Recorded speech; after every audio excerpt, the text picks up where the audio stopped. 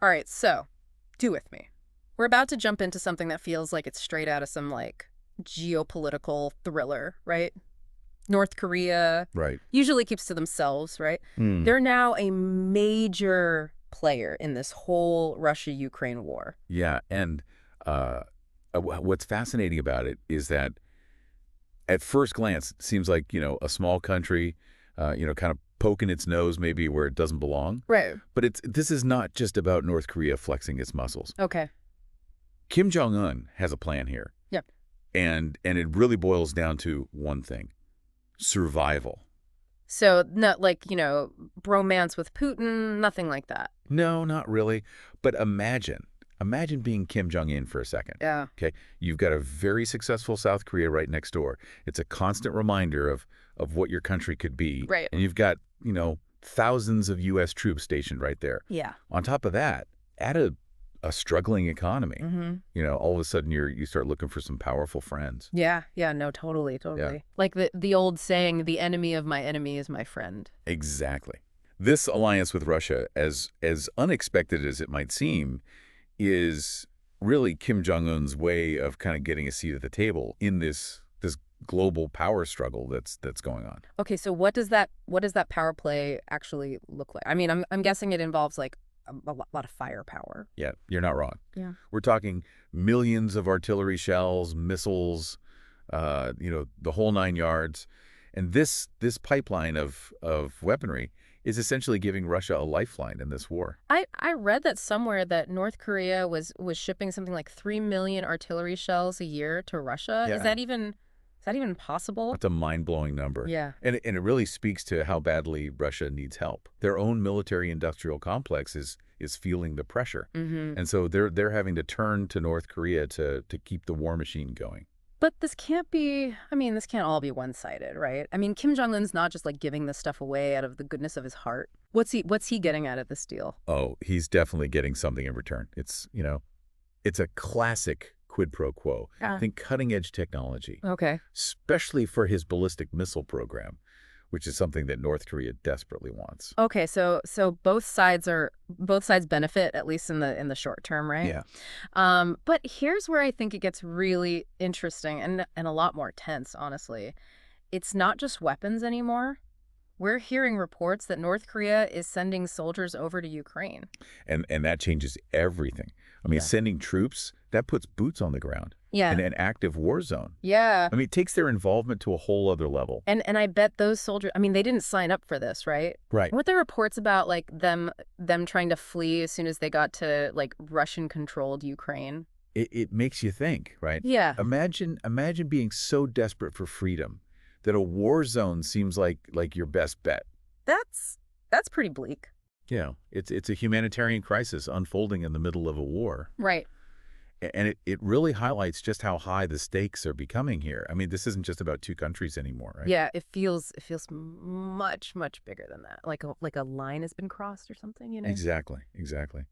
This alliance, however shaky it might be, I think points to a much larger trend that we're seeing, Mm. which is authoritarian regimes kind of challenging the established world order. Mm-hmm. The rules, the norms, all the things that were kind of set up by the leading nations in the world after World War II. Right. Right. Yeah. So a ripple effect, right? It's like what started as this regional conflict is now like kind of shaking things up on a global scale. Yeah. And the scary part is like we don't know how far those ripples are going to go. Well, that's the thing. It's impossible to say for sure, but Mhm. this could embolden other nations with similar ideologies Yeah. to maybe take some bolder actions. Yeah. Think of Iran, for instance, Right. potentially increasing its support for Russia, or Right. or maybe it pushes Japan to ramp up its own military capabilities. Mhm.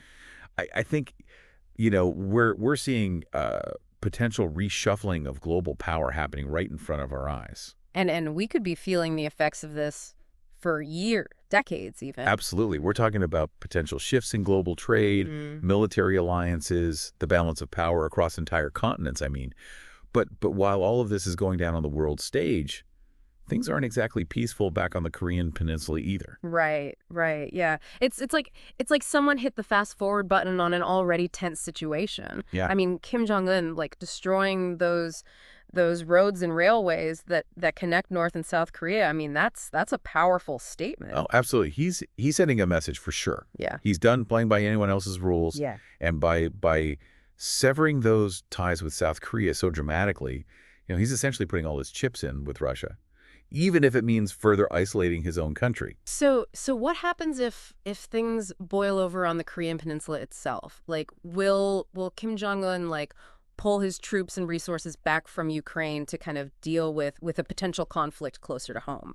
That's the million-dollar question, isn't it? Yeah. I mean, if he recalls his forces from Ukraine, that might be perceived as weakness by the West, but it also could be a strategic move to kind of secure his own borders. Right. On the other hand, if he stays the course, it could push the Korean Peninsula even closer to a breaking point. Yeah. Yeah, it's a powder keg. And right now it feels like any spark could set it off. You said it yourself earlier. This whole situation, it's unpredictable, it's volatile, it's incredibly dangerous. Which is all the more reason to understand what's happening and why. Right. This isn't just, history in the making. Yeah. These events have very real consequences, potentially for all of us. It's wild, right? We went from North Korea being like this isolated, mysterious country to them being a major player in this whole global conflict thing. Yeah, it really underscores how interconnected everything is. Yeah. Decisions that are made in one part of the world can have this domino effect across the globe, Yeah, no, totally. So, okay, for someone listening to this, right? Yeah.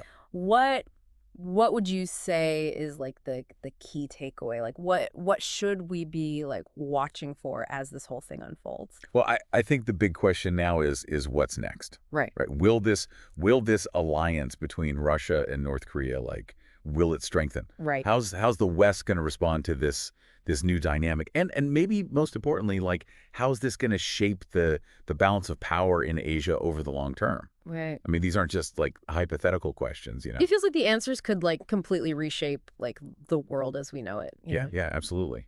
The implications here are huge. Yeah. Imagine a scenario where this alliance kind of emboldens China to make a move on Taiwan. Right. Or picture a world where countries start to kind of choose sides more openly, leading to a new kind of Cold War. It's almost like we're all kind of holding our breath, waiting Yeah. to see which way the scales are going to tip. Yeah, and that's the thing about geopolitics. It's complex. It's unpredictable. Yeah. And it's constantly evolving. Right. There are no easy answers. But by understanding, the motivations of the players involved and the potential consequences of their actions, Right. we can at least be a little bit better prepared Yeah. for whatever's coming next. Oh, yeah. No, for sure. Well, you've definitely given us a lot to think about today. Yeah. This wasn't just some, headline grabbing story. It goes much deeper than that. Yeah. It's a stark reminder that we live in a world that is shaped by power, ambition, and this constant push and pull of global forces. Yeah. Yeah. No, totally. Well, to everyone listening out there, I guess we'll leave you with this. Keep your eyes peeled and your ears open. Yeah. Because in a world this interconnected, what happens on the other side of the planet might be hitting closer to home than you think.